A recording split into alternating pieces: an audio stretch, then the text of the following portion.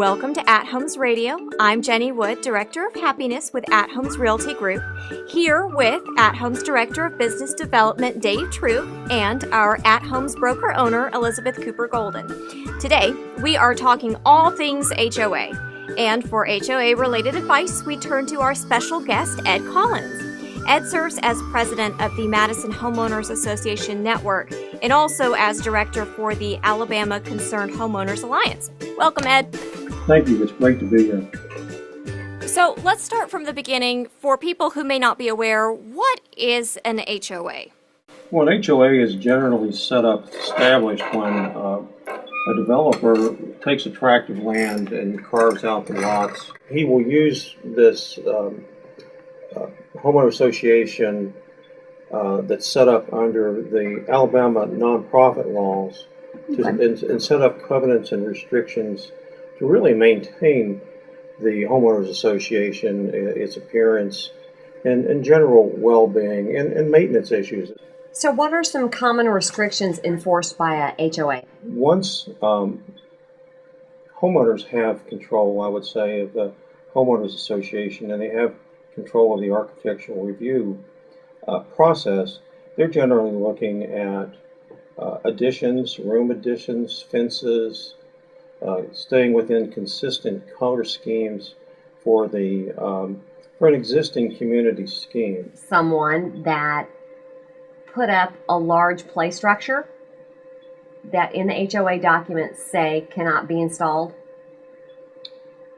and they are in the process of taking them to court to remove it. Is that part of what an HOA can do? Really an attorney question. Okay. But you have to follow your covenants and restrictions. You have to do it even-handedly, not with arbitrary and capricious type decisions, but this again is a kind of a problematic area when you're trying to deal with these things, and you have to pick your battles sometimes. And they do have, I would say, yes, they probably do have the right. You follow those covenants, and but again, there is a certain lack of experience sometimes when it comes to managing, or not managing, really running homeowner associations, I should say, whether it's developer run or whether it's run by homeowners. Let's talk about covenants and restrictions more specifically. Let's start with just what is the difference between a covenant and a restriction. Well, covenants and restrictions are pretty much the same. You know, you have your basically outline of who does what under what circumstances, and then you have your bylaws, and that's really the way the homeowner association is run. But the covenants themselves basically outline what you can and can't do within the community, and it's all really to try to keep it to an aesthetically pleasing situation. That's a great transition to asking more about governance of the homeowners associations and how does the flow of control work within your standard group. I'm glad you asked that because it can be a little complicated. When a community is first created, the board is usually set up by the developer. And then, of course, you have at some point where a board transitions, a community transitions from the developer to the homeowners. And there's very little training that goes along with this in trying to transition people in. They're not involved early on. And there's very little training for homeowner association board members that are community members, who are owners. This is one of the things that we're trying to get set up at the state level where we can have training for these people. And many times they just repeat the same mistakes over and over and over and over again. They just reinvent the wheel. That's one of the reasons that Madison Homeowner Association Network was created. How does Alabama law differ from other areas? Well, we have no protection in Alabama. There are no laws that govern homeowner associations. We have state code, state corporate code. But I had a conversation with an attorney at the state level recently about that. And here we have the Alabama State Code, the corporate code, which is violated routinely. We hear, it's not uncommon to hear, I hear this routinely people trying to get information, and they're just told, just sue me. Talking to this attorney, she explained to me that the code was administered civilly. And I said, I don't get that. I just don't quite understand how you can pass a law and then require the citizens to enforce it. So we really are trying to find a way to create some laws in Alabama.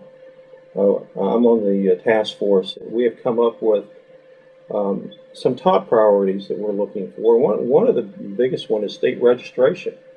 And you have no way to find out if if a community is involved or is part of an HOA, but if they were required to register with the state on an annual basis, then it'd be an easy place to go and find this information. We need to standardize forms. I hear this over and over from even realtors, is that the forms aren't the same. We need that registration point. We need courses. We need training courses. We need disclosures. Disclosure we need initially when you are looking at purchasing a home. We need audits. We need accountability. Accountability is a real issue. And going back as far as disclosure goes, it's not just for people purchasing, but it's for people who live in homeowner associations currently, and they want to know how their money is being spent. Not everyone is as transparent as they should be. When I've written contracts for buyers and requested the HOA documents and the HOA financials, that's like pulling a tooth out of a tiger. I have a word for that for buyers, and all they have to do is say next. If they can't get the information they need to make probably the single biggest investment that they're going to make in their life, they need to move on. Right now that there is a subdivision in Madison that is having some major issues with their HOA, hundreds of thousands of dollars. I have an agent in our office that lives in this neighborhood. She moved here a year ago and was unaware of this until she got a knock on the door. And now they're trying to assess $700,000, $900,000 against the homeowners, from what I understand. Not uncommon. When you look at promotional material, for instance, when you go and look, you're looking at some place to buy, you see this beautiful artist rendition is a rendering. That's another term I really like. And they show you what you're going to get, what you think you're going to get, and the trails and the pools and the clubhouses and all this. And then only later on to find out, oh yeah, you're going to get that, but you're going to pay for it. How would you like to do that? Would you like us to get a loan for you? Maybe with somebody we have a personal relationship with? Or would you like for us to just assess you? I mean, this has been tried before by some folks that we've talked about, and it didn't go over very well. We have to have an enforcement arm in the state. We can't leave this process to just being a civil process, or we're going to continue to see abuse and continue to hear people say they were just told, just sue me. So that's the sad part about this.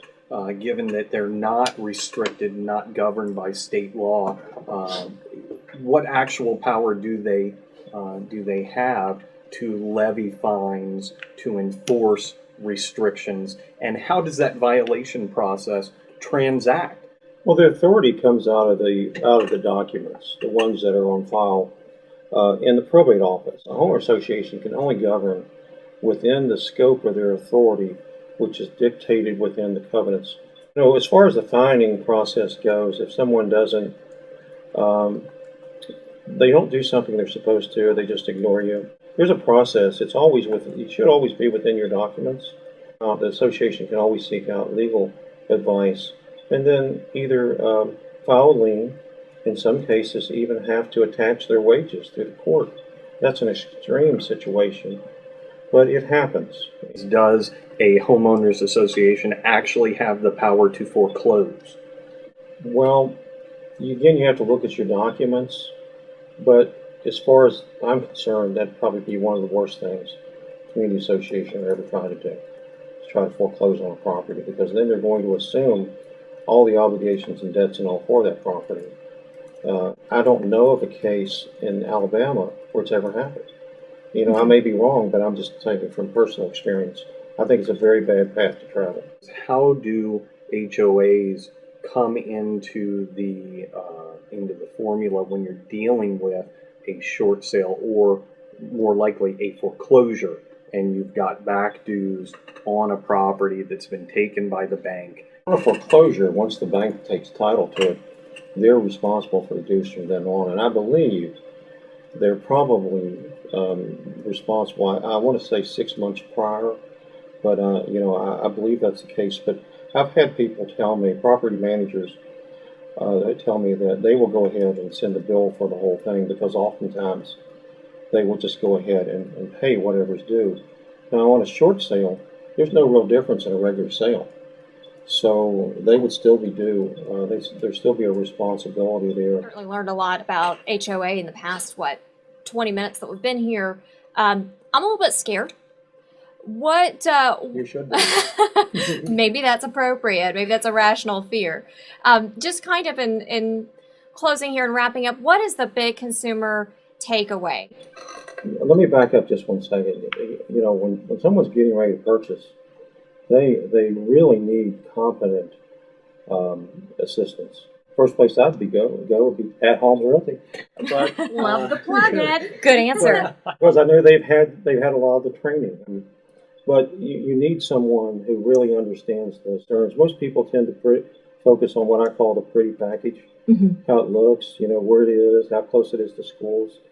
But you want to be looking at debt. What's the level of debt that they're holding? Do they have liens on their property, on their clubhouses and things like that? Do they have pending legal issues, like the place we were just talking about that's going on right now? When you buy property, you buy beyond your property lines. Mm-hmm. You buy that homeowners association because you have a fractional interest in it. All the property, all the debt, the positive checkbook, everything about it. So you really need competent experience here. We had coming up front, are there any last tips or any last sage words of wisdom that you would like to issue to consumers? Well, it really is what you don't know can hurt you. Mm-hmm. It can hurt you very badly. And it's all about the consumer rights, consumer protection. And I hope that we can make some constructive change. I think we've made some already. We're educating a lot of people. We have a tremendous number of hits on our website where people are going and looking, and they can see the kind of things that have happened, the things that can happen, things that they should be concerned about. Thank you so much, Ed, for joining us today. You've been very helpful. I'm not going to lie, I'm a little bit afraid. But I know that our listeners might be a little nervous too about HOA, so we will be sure to post additional information about homeowners associations and also links to where you can find more information about the situation in Alabama, specifically on our website at homesradio.com. That's athomesradio.com. And you can always find the latest market statistics there as well. Email us with questions to questions@homesradio.com. Again, that's athomesradio.com. And thank you, listeners, for tuning in. We'll see you next week for another edition of At Homes Radio on WVNN.